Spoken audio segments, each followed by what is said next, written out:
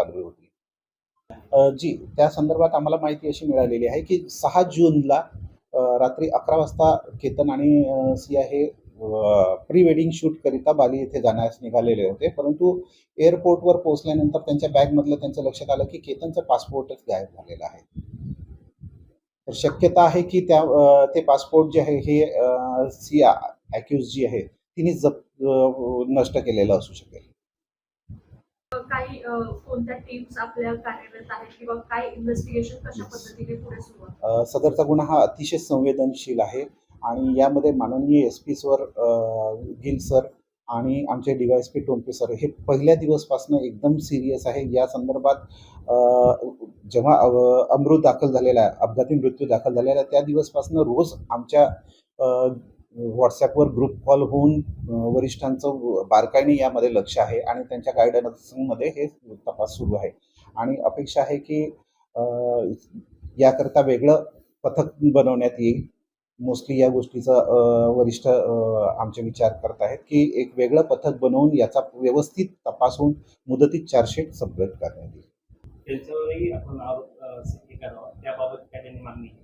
जी, म्हणजे मला आपल्याकडनंच कळलेलं आहे, परंतु तो अँगलही आपण निश्चितपणे इन्व्हेस्टिगेट करू. त्यांच्या जे काही शंका समाधान असतील आम्ही निश्चितपणे ते विचारात घेऊन त्या अनुषंगाने तपास करू आणि त्यात तथ्य असेल तर निश्चितपणे त्यांच्यावर कारवाई करून त्यांना पण अॅक्यूज करायची तजवीज ठेवली आहे. सर, सिया आणि दुसरा आरोपी जो चेतन चौधरी आहे यांच्यामध्ये 238 तासांचं संभाषण झालेलं होतं एकूण जे झालेलं होतं आणि त्यानंतर फोन कॉल्स देखील आले, त्याबाबत काय सांगा? येस, यांचं साधारणतः आम्ही आता 1 वर्षाचे डेटा ॲनालिसिस केलेलं आहे. 1 वर्षामध्ये आपण ज्याप्रमाणे सांगितलं आहे 238 तासांचं यांचं संभाषण आहे. जवळपास 2000च्या वर त्यांचे कॉल्स झालेले आहेत. कदाचित आणखी वेगवेगळ्या सिमवरनं पण त्यांचं बोलणं झालेलं असेल तर ती पण संख्या कदाचित वाढेल. परंतु यांचं आधीपासून अफेअर होतं आणि लव्ह ट्रायंगल, तिला लग्न करायचं नसल्याच्यानेच त्यांनी दोघांनी मिळून प्लॅन करून त्याची हत्या केलेली आहे, हे निश्चित झालेलं आहे. सर, यामध्ये असं बोललं जात आहे की चेतन चौधरी जो आहे तो लोहगडावर येण्यापूर्वी त्यांनी मार्केट यार्ड या ठिकाणी त्याचं असलेलं दुकान जे आहे त्या ठिकाणी त्याचा मोबाईल ठेवला, त्याचा मोबाईल डेटा बंद केला आणि कामगाराचा मोबाईल घेऊन तो लोहगडावरती पोहोचला होता. या संदर्भात काय माहिती? त्या अनुषंगाने आमचं सध्या इन्व्हेस्टिगेशन सुरू आहे. सध्या एवढ्या प्रायमरी स्टेजला बऱ्याचशा गोष्टी अजून रिव्हील व्हायच्या आहेत. त्या सांगितल्या जात आहेत. प्रत्येक गोष्ट आम्ही पडताळणी करूनच इन्क्लूड करणार आहे. एक कुटुंबियांचा त्यांच्यावरती एक खूप मोठा दुःखाचा डोंगर कोसळलेला आहे. तर या प्रकरणी 2 आरोपी देखील आपण अटक केलेले आहेत. तर या प्रकरणामध्ये इन्व्हेस्टिगेशनमध्ये अशी काही माहिती समोर येते की माहिती आहे का की हे प्रकरण झाल्यानंतर सियाने जे आहे ते लोणावळ्यातील पोलीस स्टेशन समोरच असलेल्या मॅकडॉनल्ड्समध्ये जाऊन त्या ठिकाणी पार्टी केली, तिने आईस्क्रीम खाल्ली, अशी काही या प्रकरणामध्ये माहिती आहे का? आतापर्यंत जे इन्व्हेस्टिगेशन झालेलं आहे सध्या एकदम प्रायमरी स्टेजला आहे. कालच आम्ही त्यांना अटक केलं आणि माननीय न्यायालयासमोर हजर केलेलं आहे.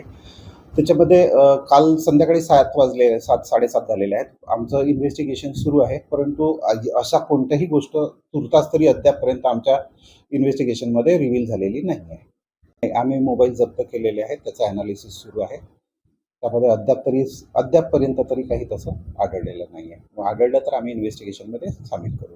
सर, मागील 24 तासामध्ये जे आहे ते तुम्ही अटक केल्यानंतर जे आहे यापुढे काही ह्याच्यामध्ये काही अपडेट मिळत आहेत का किंवा काही आणखी माहिती इन्व्हेस्टिगेशनमध्ये समोर आली आहे का किंवा काय? तुर्तास तरी आम्ही आतापर्यंत केलेल्या इन्व्हेस्टिगेशनमध्ये सिया आणि तिचा जो बॉयफ्रेंड आहे चेतन चौधरी या दोघांचं इन्व्हॉल्वमेंट क्लिअर कट आम्हाला दिसलेलं आहे. त्यामुळे त्या दोघांना आम्ही अटक केलेलं आहे. पुढे आणखी इन्व्हेस्टिगेशन करू. 29 जूनपर्यंत माननीय न्यायालयाने त्यांची PC दिलेली आहे.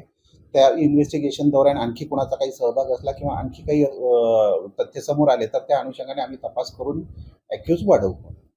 असं बोललं जात आहे की सियानी केतनला मारण्यासाठी याआधी देखील 2 वेळा लोहगडावरती नेलं होतं आणि मारण्याचा प्लॅन केला होता. एकदा हा प्लॅन फसला होता, मात्र या वेळेला जो आहे तो प्लॅन सक्सेस झालेला आहे. इन्व्हेस्टिगेशनमध्ये काय नेमकी माहिती? इन्व्हेस्टिगेशनमध्ये आतापर्यंत हे आमच्या लक्षात आलेलं आहे की 31 मे 14 जून या 2 दिवस पण तिने केतनला लोहगडला नेलेलं होतं आणि यांचं आतापर्यंतचं जे आमचं इन्व्हेस्टिगेशन झालं आहे त्याच्यात यांचा हा पूर्ण प्री प्लॅन होता प्रोग्राम.